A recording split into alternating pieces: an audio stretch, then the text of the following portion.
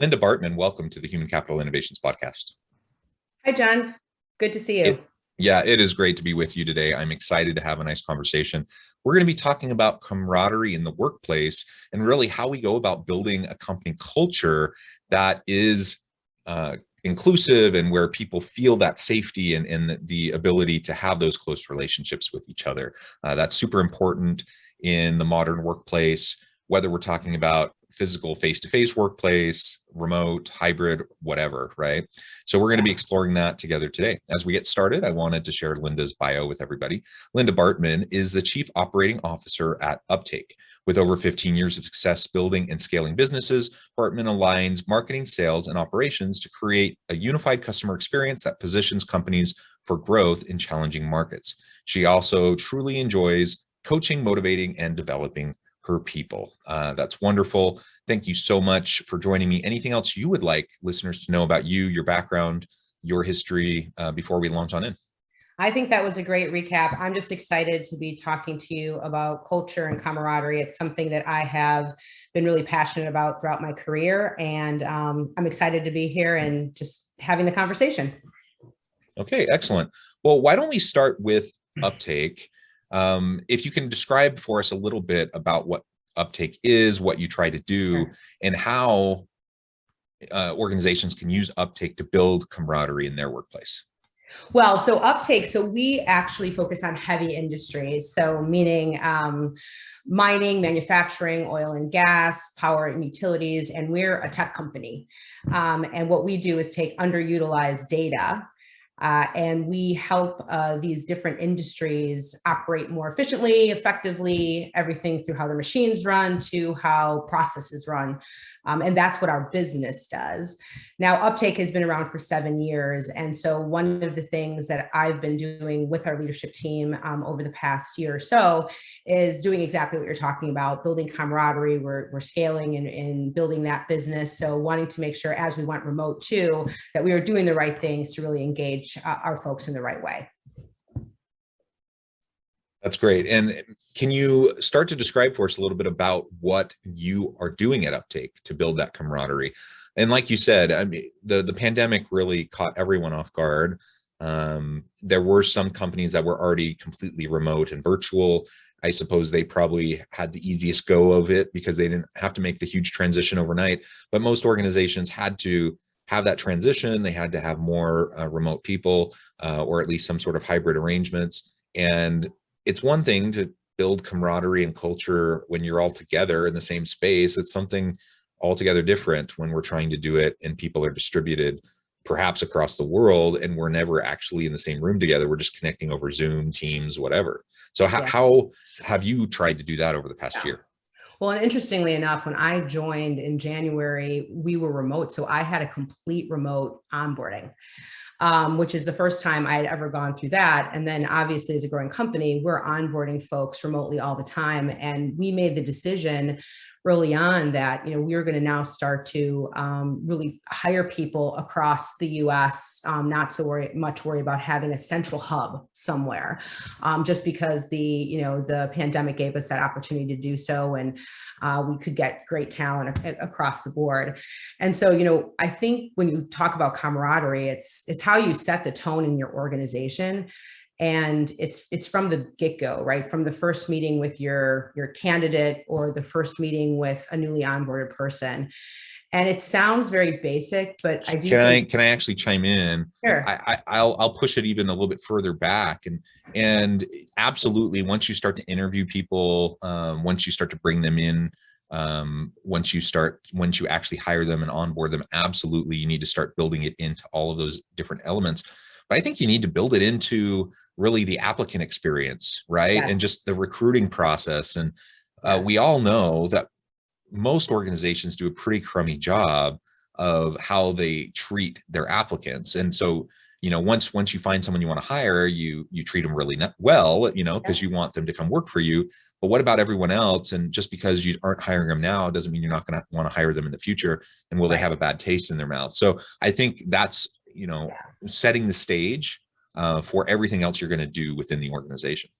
Yeah, we totally agree. And we've been really focusing on that applicant experience. And to your point, which is a great one, is anyone you talk to now, even if it's not the right role today, you're building relationships. And in a way, it's anything like you do with sales, right? You're cultivating relationships, and you want that person to know who you are, because something can change down the road, and you want to bring them into your culture. So yeah, we really start from that point. And then, even in the onboarding, there's nuanced things I always like to say, but we have onboarding classes of folks that we start remotely. Obviously, we have a breakfast or a lunch, and we try to always do these icebreakers. And icebreakers, it's a common thing. Everybody does them.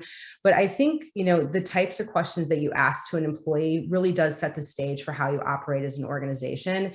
It's the difference between, what was the trend you were rocking in high school, which everyone answers, right? We always have leadership on as well. So we're all answering it. Everyone's answering it. But, it's not saying, what's the best book you've read, and how, tell me about how that was intellectually stimulating to you. That's going to give you a very different kind of setting in that meeting, right? And we just want to make people comfortable and feel safe about being able to talk about who they are outside of what they do. And we start that from the very moment that we're in onboarding classes with folks. And we try to make it a comfortable environment to where you can start talking to each other and getting to know each other. And we bring folks in from like all of the different teams. And that's, it's to your point, it's starting from the applicant process through to onboarding, and then maintaining it in the organization to where over time it becomes organic, which is really what you want, right? Organic camaraderie. Yeah, when it feels forced, yeah, and inauthentic, it can actually backfire, and it can really cause more problems. But you got to start somewhere, and you have to create the culture that you want, and you have to model it, and you have to create that safe place, that safe space, like you mentioned, with psychological safety, where people feel like they can trust each other, where they can lean on each other, and there's mutual accountability and trust. And if you don't have that, the organic connections that are bound to happen won't happen. And I'm a big believer in just being very proactive about creating the type of environment that you want to create. And the organic stuff, it's nice to see that happen over time. And but especially if you're remote, that's harder and harder to do organically, because you just don't have those casual encounters throughout the office. So you really do have to be purposeful and structure the opportunities for people to have those connections. I can't just swing by someone's office and chat for a few minutes. I have to like schedule a Zoom meeting to do that with them, which is fine. There are ways to do that, but we just have to make sure that we're being thoughtful about it and trying to be real and authentic in how we're creating the scaffolding around those opportunities, so it doesn't just feel forced. Like we're forced friendships or something like that. That just never works. Well, and what's hard about it is, you mentioned you can't walk around and say hello to people, or when new people start, if you don't naturally work with them, you may not ever connect with them if you're remote. And so it is about just modeling behavior as well. Like, everyone in Uptake, we always schedule one-on-ones with folks, get to know folks. We ask our managers to do that, but the managers now have bigger jobs as well, because they're trying to make sure that they understand what's really going on with their employee. They're also trying to, encourage their employees to meet other people that they naturally wouldn't work with, so that they can build those relationships. And channels and tools like a Slack really have become the way you do the water cooler conversation. And you end up creating all of these different channels for, what is great about the business, to, the different affinity groups. This is the group that loves trivia night, or that's almost your digital, I'm stopping by and saying, hi, how's your day going? Here's a picture of my child in the snow this morning. And you're trying to use those channels to really, authentically connect with folks, which can be difficult because you don't know who you're missing all the time. So you're trying to make those connections, but then over time you build friendships, and it kind of stems from there. Yeah. Pre-pandemic, one of the things that one colleague of mine did that was just very proactive, I was very impressed. She's not a extrovert by any stretch of the imagination, but she decided early career, she decided she just needed to get to know people and build her network. And so she decided every day she would just go approach someone different to have lunch with. Yeah. And, sometimes it's a little awkward and sometimes people are busy and they say no, but for the most part, it's worked out fine and people are gracious. And then over time, you just start to get to know everybody. And once you kind of have that initial icebreaker moment where walls break down a little bit, then it's easier to have those organic conversations and to build trust over time. And so that's something that she did. Now, during the pandemic, of course, where a lot of people aren't in the physical office space, you're not able to go have like actual lunch with people, but everyone still needs to eat. So you can still schedule a Zoom lunch and say, hey, this is my time, I'm going to eat. Hey, anyone want to jump on a Zoom with me and we can just eat and chat? Those types of things work just fine. And so as long as we are being thoughtful and creative about what we want to try to accomplish, there's no reason why we can't still build that camaraderie within our team, even when we're distributed, even when we're remote. Yeah, that's really true. And it's funny. It's before, when we weren't all remote, we would always turn the camera off when we ate because, does the camera need to be on my face when I'm eating food? But now everyone, to your point, we have breakfast together, we have lunch together, and we try to do some of that stuff. And you don't want the video to get in the way of it. Yeah, absolutely. Absolutely. Well, so let's build on this idea of building camaraderie. We want this positive culture. We want people to feel like they genuinely like each other. Actually, one other piece I wanted to just mention, there was a recent study that came out. I think it was a Harvard Business Review article that talked about just friendships, like the number of people, the number of friendships that younger millennial and Gen Z individuals have. And it was something really sad, like 1 in 5 millennial and Gen Z don't even consider that they have a single friend. And that's heartbreaking, right? That you would go throughout life and all the ups and downs without having anyone you can lean on. And so the reality is the workplace is that for a lot of people, or it's the closest thing they might have to that for a lot of people. They may not have family and friends at home, to unload on or to decompress, from their workday when they get home. They may need that opportunity to just have people they know and trust and care about at work. And so it's just one more reason why camaraderie is going to be important, especially for the younger generation. That seems, it's kind of this interpersonal crisis, I think, that we have, that we're trying to figure out. So now with all the camaraderie elements in place, that's certainly one way we can approach this great recession and attracting and retaining good talent. We definitely want a positive workplace. But what else have you done at Uptake to try to help with that challenge of attracting and retaining good people, especially now where we have more job openings and we have people looking for jobs? People are more and more willing to say no to crappy jobs, and it's harder and harder for organizations to find highly skilled people. Yeah, I think it's a combination of a few things. I mean, first, it is talking to candidates about the intangibles and then trying to communicate that out in different forums like on LinkedIn and Glassdoor, trying to really showcase your culture across the places where candidates go and see, do I want to work here? Is this a fit? And it's also about, for us, I mean, we're a tech business. So, when we're recruiting folks, they're interested in the type of work we're doing. Is it cool? Will I like to do it? And will I have fun doing it as well?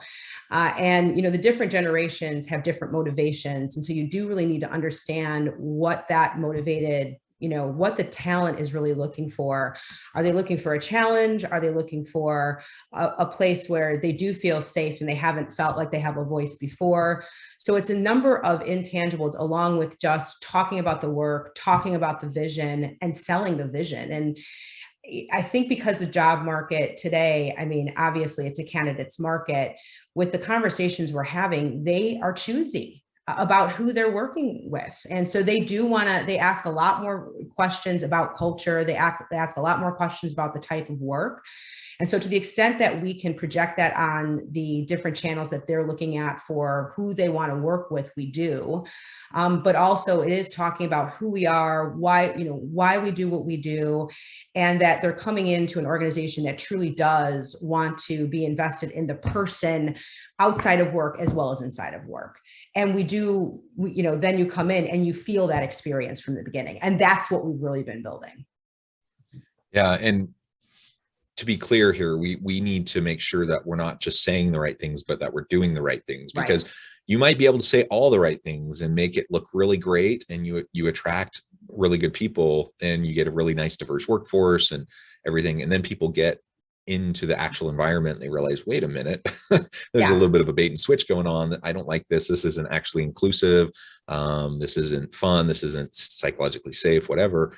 And then they bolt, and they have options. Like, people right now just aren't willing to work for a crappy boss. They're not willing to work in an unhealthy environment. And so we can't take those things for granted. We have to treat our people well and recognize that they do have options. So let's not just talk the talk, which is important. We need to say the right things and frame things the right way, but let's make sure that we're actually walking the walk, doing what we say we're going to do, that we hold our leaders accountable to create those good types of atmospheres that people can thrive in. And that will give us a much better chance at both attracting and retaining good people. It'll help us build our employer brand, so that people know that we're like a destination organization. Like, people want to go work there. It's a privilege to work in your organization. That's the kind of reputation that we want. Yeah, and I think to just attach it to business performance, is important as well. So we want the energetic, the passionate workforce, the workforce that loves to work with, their colleagues, but also, there are certain kinds of companies, and I've worked for them in the past, that really pit people up against each other competitively. And I've wanted and built organizations and helped to build organizations, and in Uptake's case, where we want everyone to work together to solve the problem. And when you have an organization that does have an underlying framework of camaraderie and respect and trust, you get the less finger pointing. You get more, I want to solve this problem with you because I have a relationship with you, and because we can solve this together, and I feel accountable to you, not my boss necessarily, who you also feel accountable to, of course, but I don't want to let you down because I know you, I know who you are. And I think that's a really, it's a really interesting thing when you look at camaraderie and what it does for business performance. And it really just helps all around, because people are energized about the problems they're solving, energized about who they're working with. And it just helps the whole business get uplifted. Yeah, absolutely. So let's talk a little bit more about the transition in the workplace. The workplace continues to evolve. As we move into the future of work, we have more disruptive technologies. We have things like a pandemic. We have economic upheavals and societal upheaval. There's all these different things that play, all these external drivers of change in the workplace and in relation to the future of work. What do you see as some of the biggest challenges for companies, any company really, but also specifically at Uptake, in terms of having that really great culture as we move into the future of work? Yeah, well, too, I think people now, with all of that, those external factors, you see burnout, you see people feeling they're not in control, there's stress mechanisms. I think there's no magic bullet to what solves for this. I think it is really understanding, how do you communicate and really have your talent really connect with what you're doing as a business. And, you have to recruit, you have to tell your story, but you also have to be way more empathetic than I think we used to be as leaders and as folks who are looking for talent, and almost more observant and sensitive than you used to be in business. I mean, in business, you've always wanted to have some kind of empathy, but today they're dealing with such other factors. if you aren't a culture that really does try to connect with the person and have that empathetic ear and really understand on a day-to-day level, what's happening with your employee base, and it's different whether you're a new mom, whether you have elderly care, whatever your case, you really need to understand those dynamics and the generational dynamics a little bit more. And you have to train up your managers and your leaders in the organization too, to really be able to retain and work differently, I think, than we're used to. I mean, if you were on a board meeting 3 years ago and your doorbell rang and you were at home, that was just, that was the worst thing. I mean, today you can be, having a conversation on a great podcast, and, you can have 2 children wrestling behind you, and, that's just kind of become the norm. So you also have to switch what you believe the norm is, because it's just all changed, and you have to change with it as a business. Yeah, and flexibility is the name of the game, right? Yeah. So compassion, empathy, flexibility, and just challenging our previous notions and assumptions about what work needs to look like and how it's structured. Because if nothing else, I think these past 20 plus months have shown us that a lot of the ways that we had set up our companies, our organizations, the workplace, they were just traditions that didn't need to be perpetuated. And there's no particular reason why we need to do things that way. It's just what we always did. And this has given us an opportunity to recognize, to step back a little bit, take a fresh look, recognize those things that just aren't necessary. Now there are some leaders who really, really long to go back to the way things were. And I suppose that's always the way it's going to be. But the pendulum has swung so far, we might swing back a little bit, but we're not going back to the way it was. And the clear trajectory pre-pandemic was already a move towards more distributed workforce, more virtual work, more flexibility, more gig work. Like all these things were already happening. They just got accelerated during the pandemic. We're not going back. And so leaders need to accept that. They need to move forward, trying to figure out how to be effective in this new reality, this new world that we find ourselves in. Yeah, and I think if people, some people love working at home and they never need to have in-person human reaction or, interaction. For other people though, you've seen a lot during the pandemic, people who say, let's meet at your house and have, we can sit, apart from each other and have a meeting, or let's meet downtown somewhere. So, again, organically, for those people who want the interaction, you can have your office open for certain folks who want to go in there and do that. And you can have a hybrid organization, because I do think everyone is a little different. But the flexibility, to your point, you just have to be flexible. You really do. I don't think, and I think it's good for people. I mean, it's genuinely good for people. And I'm happy that it's all going this way. Not the reason why it's going this way, but I'm happy that we have a different view into how folks can work, be successful working, and manage, their lives, in the way that they need to. Yeah, me too. Well, it has just been a real pleasure chatting with you today, Linda. The time has flown by. I note that I have to let you go here in just a few minutes, but before we close, I wanted to give you a chance to share with my listeners how they can get connected with you, find out more about your work, your team, find out more about really what Uptake is all about, and then give us a final word on the topic for today. So yeah, so first of all, I really enjoyed the conversation, and I think it was just great to connect and talk about culture and camaraderie. I think it's been something that we're going to continue to build our foundation on. And I know for folks everywhere who are dealing with the pandemic, the one thing we can do is give each other a little bit of grace and empathy as we kind of move through this strange time.